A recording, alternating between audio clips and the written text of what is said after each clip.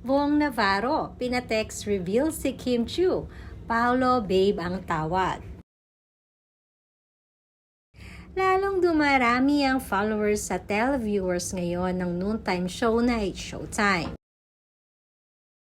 Bukod kasi sa mga host nito na sina Vice Ganda, ay pinakakaabangan na rin ngayon ang co-host nila na si Kim Chiu.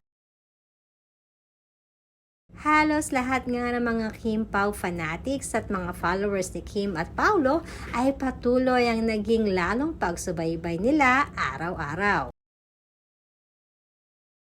Komento pa ng isang netizens na minsan nga ay hindi di umano kompleto ang araw nila pag wala si Kim Chiu sa It's Showtime. At nitong mga nakaraan kasi ay naging busy si Kim at Paolo sa kanilang naging tour. Kaya naman sa tuwing babalik si Kim sa It's Showtime ay paniguradong todo ang ibinibigay nitong kasiyahan sa mga televiewers. At ganun na nga ang naging eksena kanina sa It's Showtime.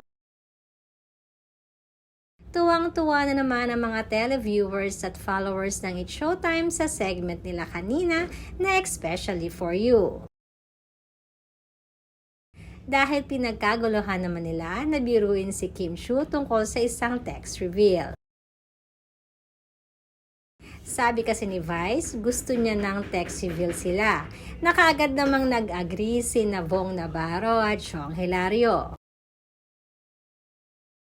Subalit bigla namang umangal si Kim at sinabing ayaw niya ng text reveal. Madami tuloy na netizens ang biglang napaisip kung bakit ayaw nga ba ni Kim Chiu na magpakita ng kanyang text. Komento tuloy nila, malamang ay puro babe Paolo ang laman ng phone ni Kim Chiu.